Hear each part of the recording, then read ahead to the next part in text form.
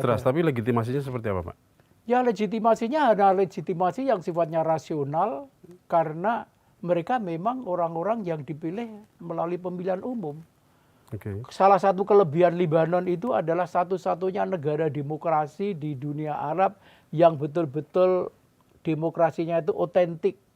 Bukan karena misalnya gerakan Arab Spring misalnya. Yeah. Kan pada waktu lebih dulu ya. Arab Spring itu kan arahnya kan kepada demokratisasi dunia Arab. Yeah. Walaupun akhirnya Berbalik. setback semuanya, Ya. seperti Tunisia yang sudah berhasil dari negara demokrasi balik lagi, Mesir juga balik lagi.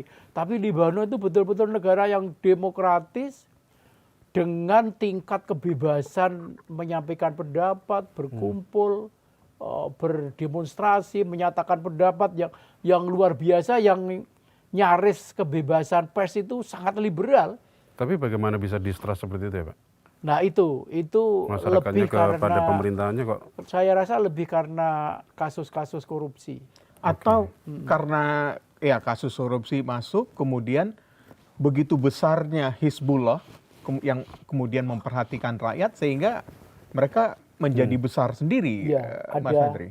ada saya rasa ada faktor itu juga bahwa pemerintah yang dihasilkan melalui proses demokratis, ya, proses demokrasi yang relatif tinggi ya sebetulnya di Lebanon itu, tetapi kemudian tidak berhasil melakukan konsolidasi demokrasi. Oke. Bahkan kemudian pemerintah juga dianggap tidak berhasil untuk memperkuat otoritasnya. Misalnya dengan tampilnya Hizbullah, bagaimanapun juga Hizbullah ini kan sebuah organisasi yang mirip ormas, tetapi dia juga ikut pemilu sehingga mirip partai politik, tetapi dia memiliki kekuatan militer yang dalam berbagai analisis itu mencapai sekitar 100.000. Melebihi kekuatan militernya Lebanon sendiri. Bukan hanya melebihi Lebanon personal, Armed Forces. ya Tapi kekuatannya jumlah juga. personal, tetapi juga kekuatan persenjataan, Oke. kedisiplinan, kerapian, dan otoritas kepemimpinan yang sangat kuat. Kalau boleh kasih nilai, Pak, militernya Lebanon yang resmi, militer negaranya, dengan Hizbullah, Pak. Untuk poinnya berapa, Pak? Militer Atau Lebanon kita berapa? bisa bandingkan Ya, negara ya. yang besar Bandingkan sekalian mungkin ya, Mas dengan Andri. Hizbullah seperti apa, ya? Amerika, Israel, atau Ya. Iran gitu ya. Betul. Saya rasa saya ingin menjawab pertanyaan tersebut dengan sedikit karikatural. Ya. Secara sedikit karikatural. Pasukan pemelihara perdamaian, peacekeeper, atau yang melaksanakan tugas peacekeeping di Lebanon itu salah satu tugasnya dan salah satu hal yang dikerjakan adalah melakukan capacity building pada LAF. Ya. Oke. Jadi membantu Lebanon LAF, Army Force. LAF itu Lebanese Army Lebanon, Forces, ya, Armed Forces. untuk meningkatkan kapasitasnya. Tentu kapasitas ini termasuk di dalamnya kapasitas yang terkait dengan kemampuan militer mereka.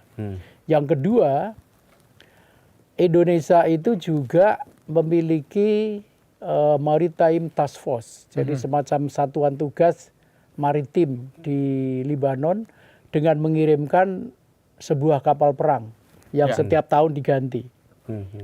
Setiap tahun bergantian ya. KRI SIM, KRI Sultan Hasanuddin, SIM itu Sultan Iskandar Muda, KRI Franz Kaisiepo, dan juga KRI Diponegoro. 4 itu yang saya lihat berganti-ganti setiap tahun.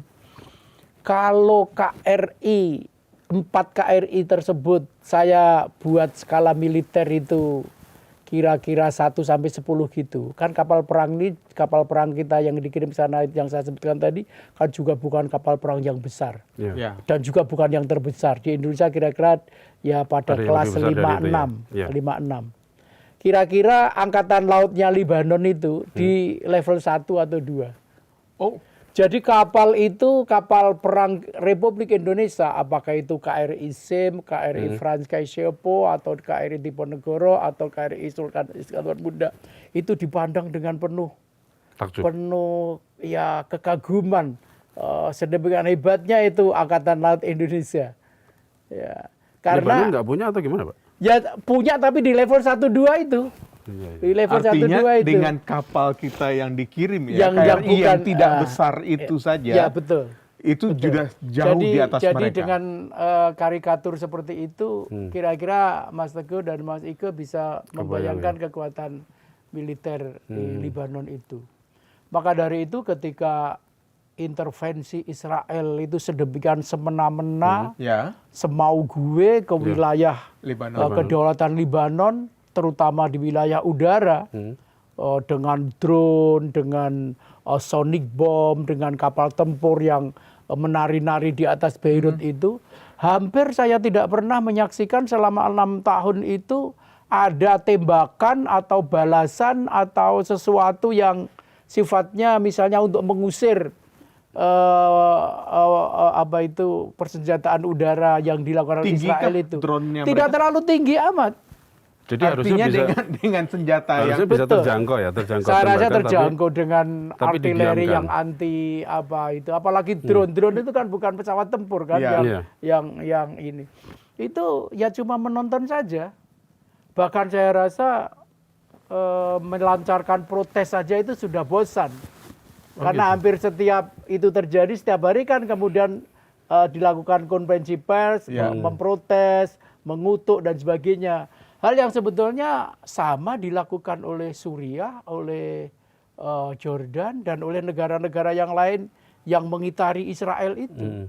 Jadi walhasil kalau melihat penampilan militer Israel, terutama Angkatan Udara di langit Timur Tengah itu, memang kesan bahwa Israel itu adikuasa Timur Tengah itu memang benar. memang sangat ini. Tidak pernah ada ceritanya satupun misalnya pesawat tempur Israel yang suka bermanuver di udara di wilayah kedaulatan negara-negara tetangganya itu misalnya ditembak jatuh, begitu belum pernah ada ceritanya. Dan karena itu satu-satunya yang melakukan perlawanan kepada Israel itu memang adalah kekuatan poros perlawanan yang disebut dengan Axis of Resistance yang terdiri dari Hizbullah di Lebanon, Hamas di Palestina, terutama di Gaza, Houthi yang berada di Yaman, dan juga salah satu poros perlawanan yang ada di Irak itu namanya Kataib Hizbullah yang tidak sebesar 3 yang lain. Tetapi dari keempat poros perlawanan yang sangat utama itu memang Hizbullah yang paling besar dan kekuatannya itu paling signifikan. Artinya kalau kita lihat serangan Israel ke Lebanon itu lebih sebenarnya memberikan peringatan bahwa yang mereka sasar itu Hizbullah sebenarnya. Oh iya, itu saya rasa bukan basa-basi lagi, memang yang menjadi lawan Israel di Timur Tengah, bukan hanya di Lebanon, di Timur Tengah itu kan sekarang itu sejak beberapa tahun terakhir tidak ada lagi lawan negara Arab itu. Jadi Israel tidak menghadapi satupun negara Arab. Bahkan satu-satunya negara yang sebetulnya tampil cukup keras menghadapi Israel itu kan Suriah. Ya. Tetapi begitu Presiden Bashar Assad jatuh dan kemudian mengasingkan diri ke Moskow diganti dengan presiden baru Ahmad Shara al-Julani itu sudah mulai menjalin pembicaraan perdamaian dengan Israel. Walhasil sudah tidak ada lagi negara Arab yang men-challenge Israel. Lebih kepada proksi yang ada. Tinggal yang melakukan perlawanan pada Israel yang berada di dekat situ adalah poros perlawanan yang saya sebutkan itu tadi, dan yang di belakangnya yang dituduh adalah Iran. Saya sebut dituduh oleh karena sebetulnya juga sebelum terjadi perang sebelum terjadi perang dengan Amerika dan Israel yang dimulai pada tahun 2025 dan yang kedua dimulai pada bulan puasa bulan Februari tanggal 28 kemarin itu kan tidak pernah dikonfirmasi. Apalagi kalau melihat perkembangan perekonomian di Iran itu kan sangat berat. Berada sekian puluh tahun di bawah sanksi Amerika yang didukung oleh negara-negara barat, embargo dan sebagainya. orang sering bertanya-tanya apa iya negara yang perekonomiannya boleh disebut kocar-kacir seperti itu. Setidak-tidaknya demikianlah yang dikesankan oleh media Barat kan. Inflasi 2 digit, bahkan pernah mencapai angka di atas 40% dan sebagainya. Kok bisa-bisanya memberikan dukungan militer, ekonomi, finansial kepada poros perlawanan itu. Baru setelah terjadi serangan tahun 2025 dalam perang 12 hari, Israel yang sepenuhnya dibantu oleh Amerika, dan pada bulan Februari 2026 oleh Amerika, tanggal 28 itu, orang baru terhenyak bahwa ternyata kemampuan militer Iran ini betul seperti yang selama ini dibicarakan oleh para pengamat gitu. Sangat masuk akal kalau Iran itulah yang berada di belakangnya poros perlawanan itu.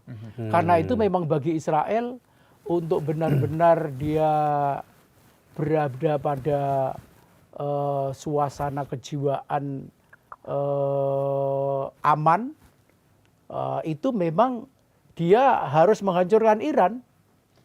Karena Iran yang berada di belakang itu, saya katakan itu karena Israel ini memiliki definisi keamanan yang unik ya. Gimana tuh, Pak? Israel itu, yang namanya Israel merasa aman itu bukan karena tidak ada serangan dari lawan-lawannya. Ya. Termasuk di politik. Tetapi adalah lawan-lawan yang berada di sekitarnya itu tidak memiliki kemampuan untuk menyerang. Itulah Israel yang aman itu seperti itu. Karena itu maka tampak betul bagaimana ambisi Israel untuk berperang dengan Iran. Karena setelah Israel itu berhasil setidak-tidaknya menurunkan derajat kemampuan militer Hamas sampai ke level berapa ya, di bawah sekali karena kehancuran yang infrastruktur militer Hamas yang luar biasa. Setelah itu selesai, dia berpindah ke Lebanon, menghancurkan Hizbullah. Saya rasa juga infrastruktur militer Hizbullah itu mungkin sampai level 4 juga dihancurkan. Bukan hanya itu, level kepemimpinan dari Sekjen Hizbullah yang sangat karismatik sampai komandan-komandan daerah wilayah itu dibunuh semua oleh Israel. Bahkan hampir sama dengan pemimpin Hamas yang dikejar bahkan sampai Teheran sekalipun, seperti Ismail Haniyeh. Baru setelah hancurnya Hamas dan merosotnya kemampuan militer Hizbullah, baru kemudian Israel menyerang Iran. Karena saya rasa itu merupakan satu kesatuan ya, satu kesatuan yang integral antara Iran dengan aksis dengan poros perlawanan itu.